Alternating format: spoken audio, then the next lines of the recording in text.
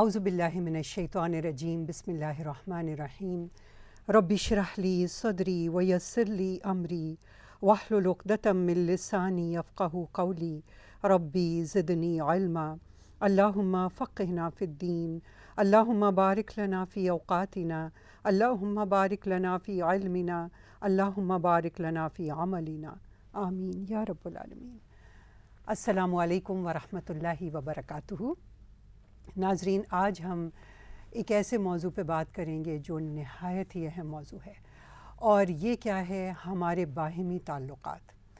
دیکھیے، ہماری شخصیت کی عکاسی، اچھی عکاسی اس وقت ہوگی جب ہمارے باہمی تعلقات خوبصورت ہوں گے، کیونکہ انسان تنہا نہیں پیدا کیا گیا، ہمیں فیملی میں رہنا ہے، ہمارے ارد گرد اور لوگ بھی ہوتے ہیں، ہمارے کولیگز ہوتے ہیں، ہمارے اور رشتہ دار ہیں، گھر کے میں ماں باپ، بھائی بہن، شوہر بیوی، اولاد، اس کے علاوہ بھی بہت سارے لوگ ہوتے ہیں، پڑوسی ہوتے ہیں، جن کے ساتھ ہمیں اچھے تعلقات قائم کر کے رکھنا ہوتے ہیں۔ اچھے تعلقات، اچھے باہمی تعلقات کا فائدہ کیا ہوتا ہے کہ انسان خود بھی خوش رہتا ہے اور اس کے آس پاس کے لوگ بھی خوش اور مطمئن رہتے ہیں۔ لیکن اس کا طریقہ کیا ہے؟ تو آئیے تھوڑا سا یہ دیکھتے ہیں۔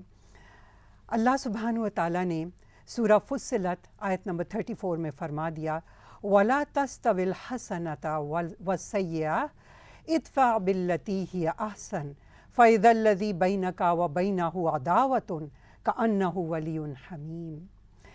اللہ سبحانہ و تعالیٰ کہتے ہیں کہ نیکی اور برائی برابر نہیں ہو سکتی۔ برائی کو اچھائی سے ٹالو، اور پھر وہ جس کے تو درمیان اور تمہارے درمیان عداوت تھی، دشمنی تھی، وہ ایسا بن جائے گا جیسے تمہارا بہت ہی گہرا دوست۔ یعنی ہم کیا سمجھتے ہیں کہ کسی نے ہمارے ساتھ برا کیا تو ہم برائی کا جواب برائی سے دیں۔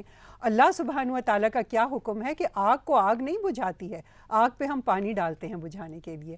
لہٰذا کوئی ہمارے ساتھ برا رویہ اختیار کرے، ہمیں اس کے ساتھ بہترین رویہ اختیار کرنا ہوگا۔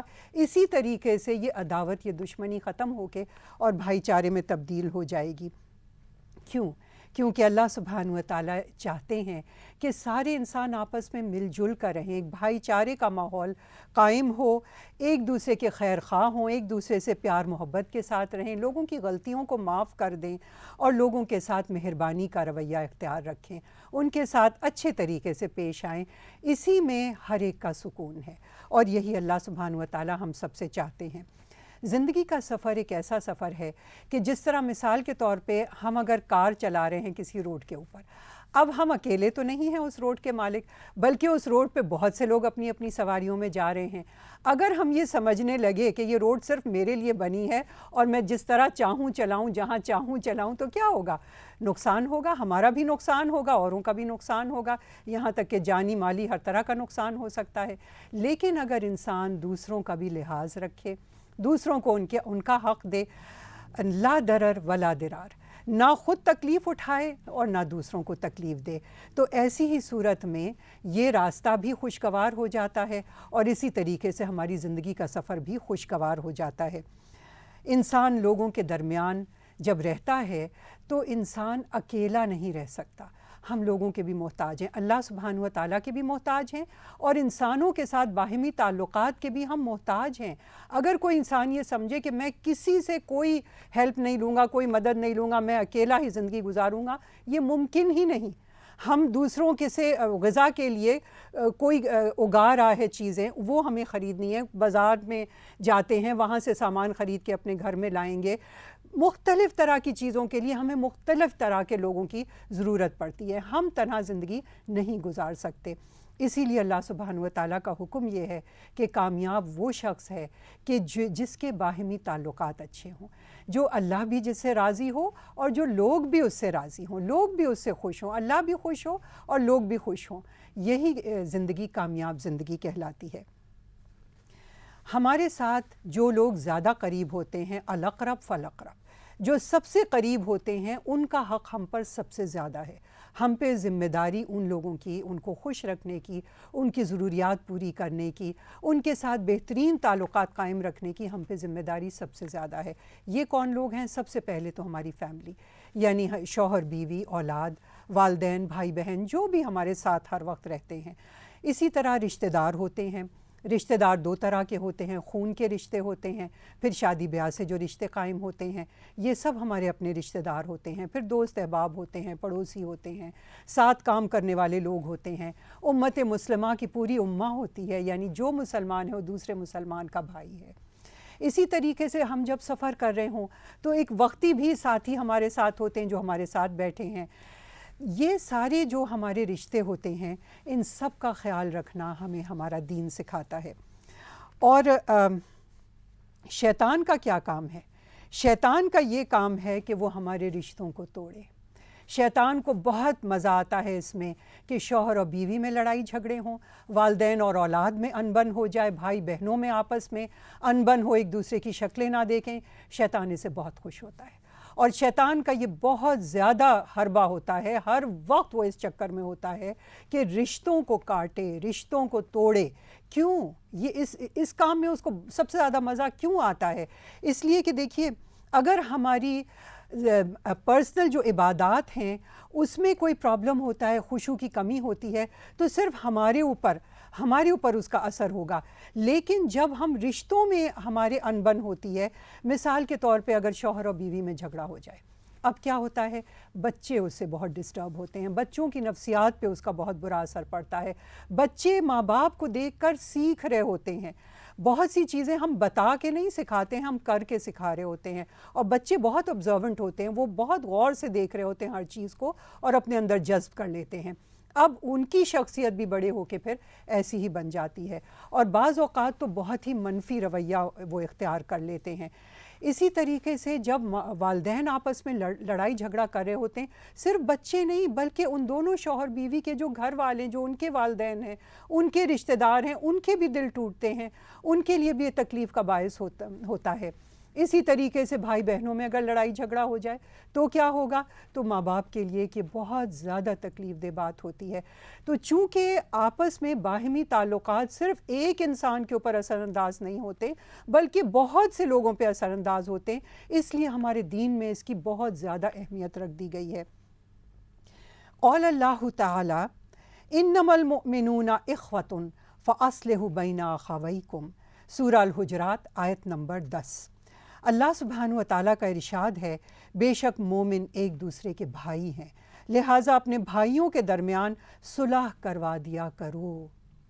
اس بات سے ہمیں کیا پتہ چلتا ہے کہ رشتے، قریبی خون کے رشتے یا جو بھی ہمارے پیارے رشتے ہوں، ان میں اچھے رشتے قائم رہتے ہیں، لیکن کبھی کبھار ان رشتوں میں بگاڑ بھی آ جاتا ہے۔ کوئی بات کسی نے کوئی کہہ دی، دوسرے کو ناپسند آئی یا دوسرے کو تکلیف پہنچی، تو رشتوں میں بگاڑ آ جاتا ہے، کیونکہ اللہ سبحانہ و تعالیٰ نے فرمایا کہ مومنین کی مثال ایسی ہے جیسے شجرۃ الطیبہ، ایک اچھا سا درخت۔ اب درخت پہ ہمیں پتہ ہے بہار بھی آتی ہے جب وہ خوب ہرا بھرا ہوتا ہے، پھل پھول دیتا ہے، لیکن موسم خزاں بھی آتا ہے جب کہ اس کے پتے سوکھ جاتے ہیں۔ اسی طرح رشتوں کا حال ہے کہ کبھی بہت ہرے بھرے ہوتے ہیں اور کبھی سوکھنا شروع ہو جاتے ہیں، خزاں آتی ہے۔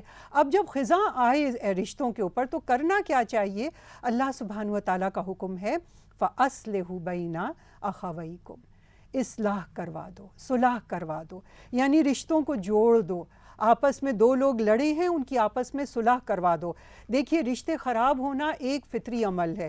کوئی بات کسی کو ہرٹ کر گئی، تکلیف دے گئی، اب اس کا دل ٹوٹ گیا، اب ان سے ایک دوسرے میں شاید کبھی کبھی بات چیت بند کر لیتے ہیں، سلام کا جواب نہیں دیتے۔ یہ ایک فطری عمل ہو گیا، لیکن اب کرنے کا کام کیا ہے؟ دین کا حکم کیا ہے؟ فوراً اصلاح کروا دو۔ جو چاہے وہ لوگ دونوں آپس میں کریں یا کوئی اور ان کے پاس ان کا خیر خواہ ہو، وہ ان کی اصلاح کروا دے۔ کیوں؟ کیونکہ جتنی دیر اس کام میں ہوگی تو رشتے خراب ہوتے ہی چلے جائیں گے، برائی بڑھتی ہی چلی جائے گی، برائی پھیلتی ہی چلی جائے گی، اور جیسے پہلے بات ہوئی، شیطان بہت خوش ہوتا ہے اس چیز میں، کیونکہ اگر ایک شخص غصے میں آ جائے تو کیا ہوتا ہے؟ اس کی نیکیاں ختم۔ اب وہ ضد پکڑ لیتا ہے، اب وہ نہیں رشتہ دوبارہ ٹھیک کرنا چاہتا ہے۔ یہ شیطانی فعل ہے۔ جس طرح شیطان نے اللہ سبحانہ و تعالیٰ کا حکم نہیں مانا تھا آدم علیہ السلام کو سجدہ کر کے، اور پھر وہ اس پہ اکڑ گیا، اس کے اوپر وہ سٹبرن ہو گیا، ضد اس نے پکڑ لی کہ نہیں، میں ہرگز کروں گا ہی نہیں، اور بلکہ اس نے اللہ سبحانہ و تعالیٰ کو چیلنج دے دی کہ میں آدم علیہ السلام کی زیادہ تر اولاد کو بھٹکاؤں گا۔ اسی طریقے سے جب دو لوگ لڑتے ہیں اور ایک شخص سٹبرن ہو جائے، ضدی ہو جائے اور وہ رشتوں کو دوبارہ جوڑنا ہی نہ چاہے، تو اس کا کیا مطلب ہے کہ اس وقت یہ شیطان کی مٹھی میں ہے اور یہ بہت زیادہ بغاوت پہ آ چکا ہے، یہ شیطانی فعل ہے۔ اور جب ہم اچھے رشتے دوبارہ قائم کر لیتے ہیں تو اللہ سبحانہ و تعالیٰ کی رضا کا یہ کام ہے، تو یہ کام ایک مسلسل کام ہے۔ اسی طریقے سے اللہ سبحانہ و تعالیٰ نے سورہ الحشر آیت نمبر 10 میں فرمایا ربنا اغفر لنا ولاخواننا الذین سبقونا بالایمان۔ اللہ تعالیٰ کا ارشاد ہے کہ ہمیں دعا کرنا چاہیے، اے ہمارے رب ہمیں اور ہمارے ان بھائیوں کو بخش دے جو ہم سے پہلے ایمان لائے ہیں۔ یعنی دعا بھی مومن کا ہتھیار ہے، ہمیں دعا ہر وقت کرتے رہنا چاہیے کہ اللہ تعالیٰ مجھ میں اور میرے پیاروں میں اچھے رشتے مستقل قائم رکھے۔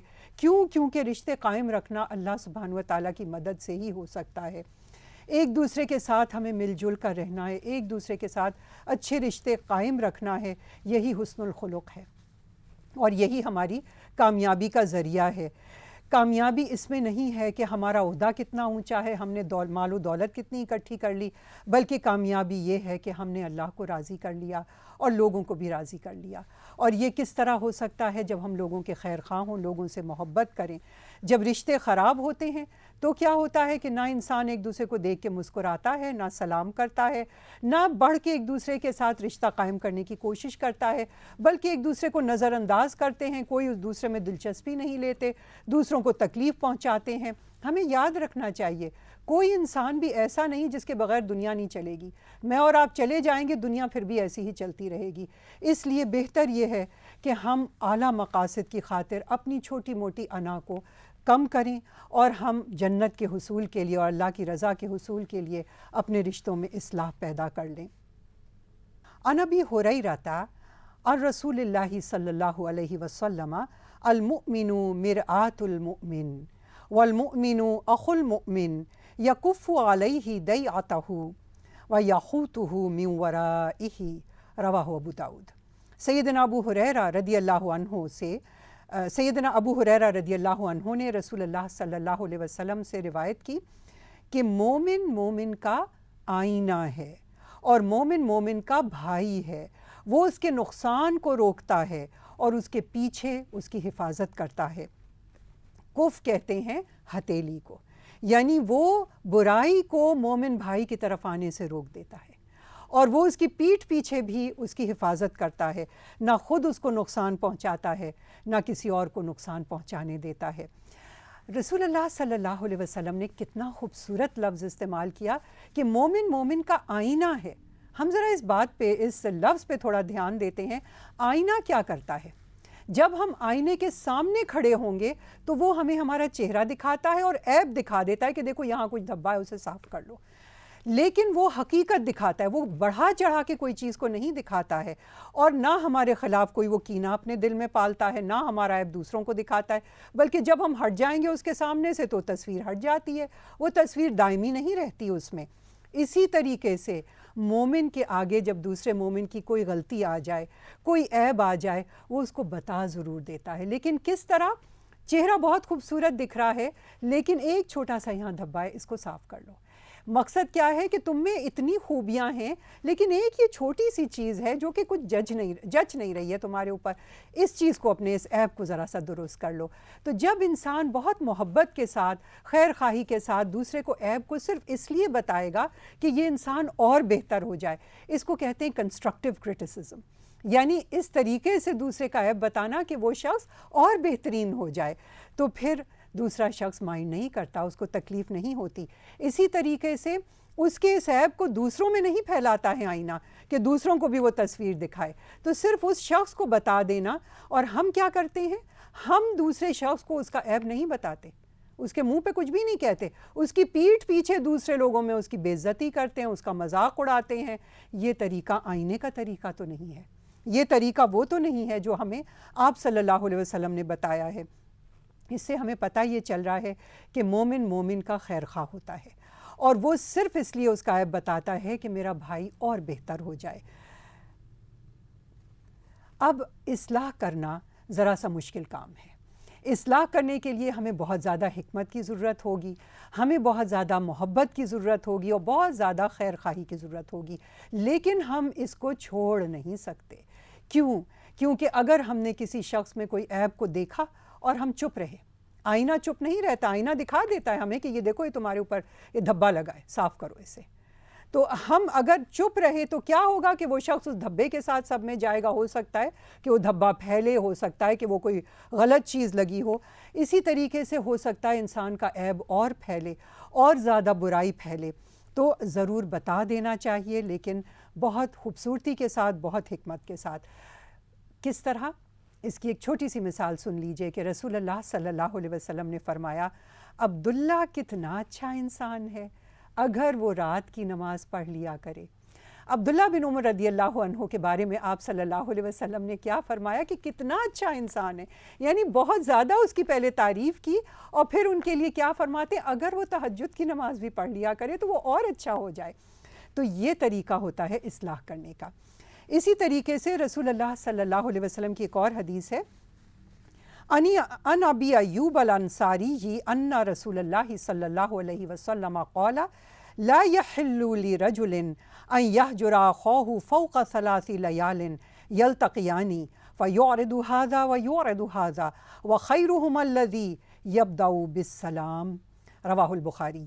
سیدنا ابو ایوب انصاری رضی اللہ عنہ سے روایت ہے کہ رسول اللہ صلی اللہ علیہ وسلم نے فرمایا، کسی شخص کے لیے جائز نہیں کہ اپنے کسی بھائی سے 3 دن سے زیادہ کے لیے ملاقات چھوڑ دے، اس طرح کہ جب دونوں کا سامنا ہو جائے تو یہ بھی منہ پھیر لے اور وہ بھی منہ پھیر لے، اور ان دونوں میں بہتر وہ ہے جو سلام میں پہل کرے۔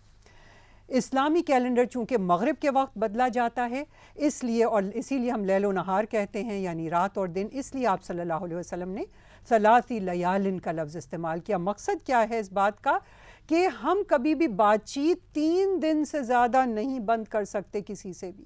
اس عرصے میں ہمیں لا محالہ ایک دوسرے کے ساتھ دوبارہ تعلق قائم کر لینا چاہیے۔ ہم اس بات کو چھوڑ نہیں سکتے کہ دوسرے سے ٹھیک ہے میری بول چال بند ہے، اب کوئی بات نہیں، وہ بھی نہیں بات کرا، میں بھی نہیں بات کر رہی، اور ہم چھوڑ دیں اس چیز کو۔ رسول اللہ صلی اللہ علیہ وسلم نے فرمایا، تم میں بہترین ان دونوں میں وہ ہوگا کہ جو سلام میں پہل کرے، اور ہمیں دوسروں کی غلطیوں کو معاف کر دینا چاہیے۔ ہم کیا دیکھتے ہیں کہ موسیٰ علیہ السلام نے پہلے تو بہت غصے ہوئے ہارون علیہ السلام پہ، جبکہ انہوں نے وہ نہیں کیا جو وہ کہہ کر گئے تھے کہ لوگوں کا خیال رکھنا، لیکن جب ہارون علیہ السلام نے ان کو جینیون ایکسکیوز دیا، انہیں بتایا کہ در حقیقت ہوا کیا تھا، فوراً موسیٰ علیہ السلام نے ان کو معاف کر دیا۔ اس لیے اگر ہم سے کوئی غلطی ہو گئی ہے، ہم معافی مانگ لیں، اور دوسرے کا بھی اتنا بڑا دل ہونا چاہیے کہ وہ معاف کر دے۔ مومن ہمیشہ اللہ کے حکم کے آگے سر جھکا دیتا ہے۔ جب ہم نے یہ رسول اللہ صلی اللہ علیہ وسلم کا حکم سن لیا ہے، اب یہ ہمیں زیب نہیں دیتا کہ ہم 3 دن سے زیادہ اپنے کسی بھی بھائی سے قطع کلامی کریں۔ جو شخص پھر بھی نہ کرے تو ایسے کے بارے میں آپ صلی اللہ علیہ وسلم نے کیا فرمایا کہ پھر وہ شخص متکبر ہے، وہ یعنی اپنے غرور میں اپنی انا کو لیے بیٹھا ہے اور بہت زیادہ ضدی ہے۔ عن ابی الدرداء رضی اللہ عنہ قال قال رسول اللہ صلی اللہ علیہ وسلم الا اخبرکم بافضل من درجۃ الصیام والصلاۃ والصدقۃ قالوا بلی یا رسول اللہ صلی اللہ علیہ وسلم قال اصلاح ذات البین وفساد ذات البین حالقہ، رواہ ابو داؤد۔ سیدنا ابو الدرداء رضی اللہ عنہ سے روایت ہے کہ رسول اللہ صلی اللہ علیہ وسلم نے فرمایا، کیا میں تم کو بتا دوں وہ بات جو روزے، نماز اور صدقہ کرنے سے بہتر ہے؟ انہوں نے کہا، کیوں نہیں یا رسول اللہ صلی اللہ علیہ وسلم؟ آپ صلی اللہ علیہ وسلم نے فرمایا، آپس میں صلح کرواؤ، اور آپس کا فساد مونڈ دینے والا ہے۔ مونڈنے کا کیا مطلب ہے کہ جلد نظر آنے لگے، سارے بال اڑا دیے جائیں۔ اسی طریقے سے آپس میں جو چپقلش ہو جاتی ہے اور لوگ ایک دوسرے سے بات چیت کرنا بند کر دیتے ہیں، ایک دوسرے سے تعلقات توڑ لیتے ہیں، تو ساری نیکیاں ان کی ختم ہو گئیں، کیونکہ پھر کیا شروع ہوتا ہے؟ غیبت شروع ہوتی ہے، بہتان شروع ہوتے ہیں، اور نیکیاں ایک کے اوپر ایک ضائع ہوتی چلی جاتی ہیں۔ نماز روزہ ہماری پرسنل عبادت ہے، ہماری ذاتی عبادت ہے۔ صدقہ دینے میں ہم ایک انسان کو فائدہ پہنچا رہے ہیں، لیکن جب ہم تعلقات توڑ لیتے ہیں تو بہت سارے لوگوں کو اس کی لپیٹ میں آ جاتے ہیں۔ مثال کے طور پہ اگر ماں باپ اور بچوں کے درمیان انبن ہو جائے، اب کیا ہے، دونوں کی فیملی سفر کر رہی ہیں، ان کے اور جو بھائی بہن ہیں ان کو تکلیف پہنچ رہی ہے، بہت سارے لوگوں تک یہ تکلیف جاتی ہے۔ رسول اللہ صلی اللہ علیہ وسلم نے اسی لیے ہمیں منع فرمایا ہے کہ 3 دن سے زیادہ آپس میں بات چیت بند مت رکھو، اور بات چیت تو 3 دن سے زیادہ ہرگز بند نہیں رکھنا چاہیے، کیونکہ ساری ہماری نیکیاں اس سے ضائع ہو جاتی ہیں۔ گھر کا ماحول کیا بن جاتا ہے، ہر شخص افسردہ، ہر شخص پریشان، ہر شخص سٹریس میں، کوئی دل نہیں چاہتا ہے کہ کوئی نیکی کا کام کریں، عبادت بھی کرتے ہیں تو کوئی اس میں خشوع نہیں ہوتا، غیبت کرنے میں، بہتان باندھنے میں، اس میں وقت ضائع ہو رہا ہوتا ہے، اس سے فساد اور بڑھتا ہے، لڑائی جھگڑے اور بڑھتے ہیں، یہاں تک کہ کبھی کبھی بات قتل و غارت گری تک پہنچ جاتی ہے۔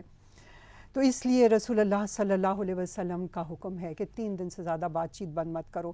رسول اللہ صلی اللہ علیہ وسلم ایک مرتبہ باہر آئے اپنے حجرے سے لوگوں کو لیلۃ القدر کے بارے میں بتانے کے لیے، لیکن 2 لوگ آپس میں لڑ رہے تھے، اور اس سے کیا ہوا کہ آپ صلی اللہ علیہ وسلم بھول گئے کہ لیلۃ القدر کس رات کو ہوتی ہے۔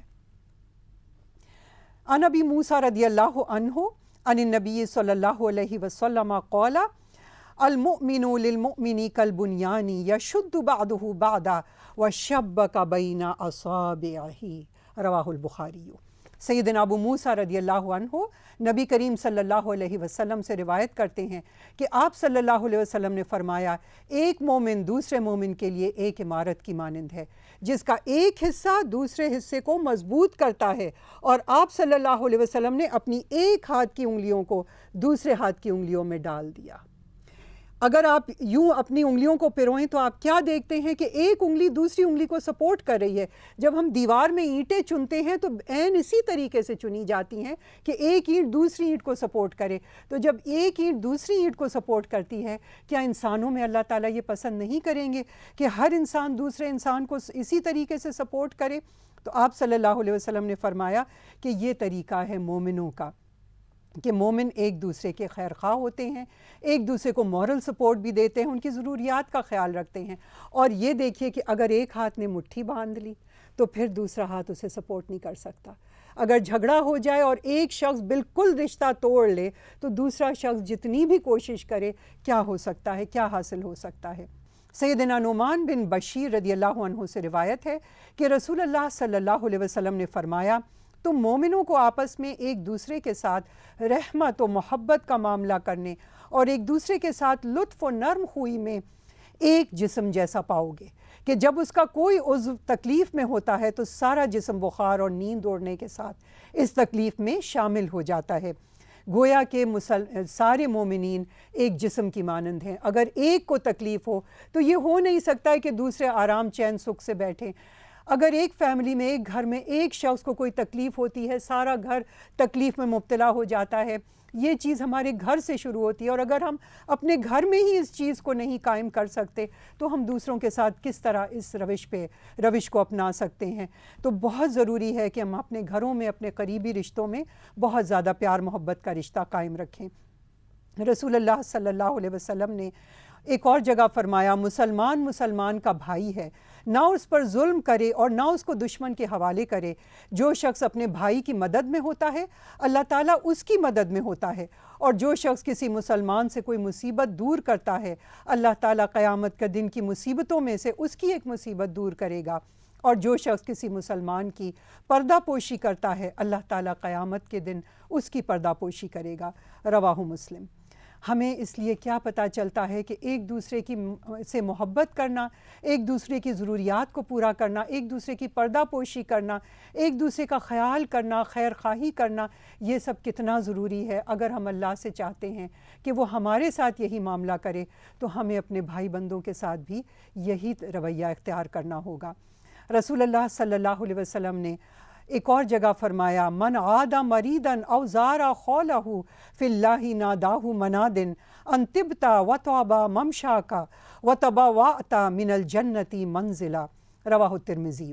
سیدنا ابو ہریرہ رضی اللہ عنہ سے روایت ہے کہ رسول اللہ صلی اللہ علیہ وسلم نے فرمایا، جو شخص کسی بیمار کی بیمار پرسی کرے یا محض صرف اللہ تعالیٰ کے لیے اپنے بھائی کی زیارت کرے تو ایک پکارنے والا بآواز بلند کہتا ہے کہ تجھے مبارک ہو اور تیرا چلنا خوشگوار ہو اور تجھے جنت میں ٹھکانہ نصیب ہو۔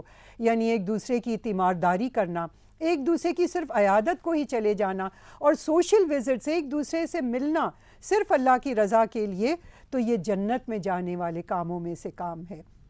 رسول اللہ صلی اللہ علیہ وسلم نے ایک اور جگہ فرمایا ان المسلم اذا عادى اخاه المسلم لم يزل في خرفة الجنة حتى يرجع، رواہ مسلم۔ سیدنا ثوبان رضی اللہ عنہ سے روایت ہے کہ نبی کریم صلی اللہ علیہ وسلم نے فرمایا مسلمان جب اپنے مسلمان بھائی کی عیادت کرتا ہے تو واپس آنے تک وہ جنت کے باغ میں رہتا ہے۔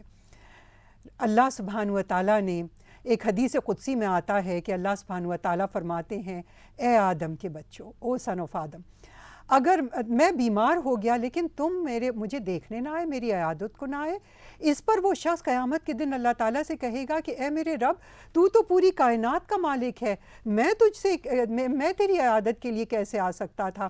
تو اللہ سبحانہ و تعالیٰ فرمائیں گے کہ میرا فلاں بندہ بیمار تھا لیکن تو اس کی عیادت کو نہ گیا، اگر تو اس کی عیادت کو جاتا تو مجھے وہاں پاتا۔ رسول اللہ صلی اللہ علیہ وسلم کا ارشاد ہے کہ جب تم کسی بیمار کی عیادت کو جاؤ تو اسے تسلی دو، اس سے اللہ کا حکم تو تبدیل نہیں ہو سکتا لیکن اس سے بیمار کا دل مطمئن اور خوش ہو جائے گا، رواہ الترمذی۔ رسول اللہ صلی اللہ علیہ وسلم جب عائشہ رضی اللہ عنہ سے پوچھا گیا کہ وہ گھر میں کیا کام کرتے تھے تو عائشہ رضی اللہ عنہ نے فرمایا کانا یکون فی محنت اہلہ تانی فی خدمت اہلہ فاذا حضرت الصلاۃ خرج الی الصلاۃ، رواہ البخاری۔ عائشہ رضی اللہ عنہ نے فرمایا کہ آپ صلی اللہ علیہ وسلم اپنے گھر کے کام کاج یعنی اپنے گھر والوں کی خدمت کیا کرتے تھے، اور جب نماز کا وقت ہوتا تو فوراً کام کاج چھوڑ کر نماز کے لیے چلے جاتے تھے۔ تو ہم اس سے کیا دیکھتے ہیں کہ آپ صلی اللہ علیہ وسلم اپنے گھر میں بھی اپنے گھر والوں کی خدمت کیا کرتے تھے۔ اسی طریقے سے ایک اور حدیث میں آتا ہے آپ صلی اللہ علیہ وسلم سے پوچھا گیا کہ کون سا عمل افضل ہے تو آپ صلی اللہ علیہ وسلم نے فرمایا اللہ پر ایمان لانا اور اس کی راہ میں جہاد کرنا۔ میں نے کہا کون سا غلام آزاد کرنا افضل ہے؟ آپ صلی اللہ علیہ وسلم نے فرمایا جس کی قیمت زیادہ ہو اور وہ اس کے مالک کو بھی بہت پسند ہو۔ میں نے عرض کیا اگر میں یہ نہ کر سکوں؟ آپ صلی اللہ علیہ وسلم نے فرمایا کسی ہنرمند یا بے ہنر کی مدد کرو۔ میں نے عرض کیا اگر یہ بھی نہ کر سکوں؟ تو آپ صلی اللہ علیہ وسلم نے فرمایا تو لوگوں کو اپنی برائی سے بچاؤ، تو بے شک یہ صدقہ ہے جو تم اپنے نفس پر کرتے ہو۔ تو ناظرین، ہم نے اس سے کیا سیکھا اپنے لیے کہ باہمی تعلقات کی اہمیت کتنی ضروری ہے۔ 3 دن سے زیادہ ہم اپنے لوگوں سے بات چیت بند نہیں کر سکتے، اور ہم اپنے گھر والوں کے ساتھ مل جل کر کام کریں، اس سے بانڈنگ بڑھتی ہے، اس سے باہمی تعلقات بہترین ہوتے ہیں۔ لوگوں کے ساتھ خوش رہنا، ان کو خوش رکھنا، ان کی ضروریات کا خیال رکھنا، کوئی بیمار پڑ جائے اس کی عیادت کو جانا، سلام میں پہل کرنا، مسکرات کے دیکھنا اور لوگوں کا دل خوش رکھنا، اس سے باہمی تعلقات کو فروغ ہوتا ہے اور یہ ہمارے دین کے لیے بہت زیادہ ضروری ہے۔ وآخر دعوانا الحمد للہ رب العالمین۔ ربنا تقبل منا انک انت السمیع العلیم وتب علینا انک انت التواب الرحیم۔ سبحانک اللہم وبحمدک اشہد ان لا الہ الا انت استغفرک واتوب الیک۔ آمین یا رب العالمین۔ السلام علیکم ورحمۃ اللہ وبرکاتہ۔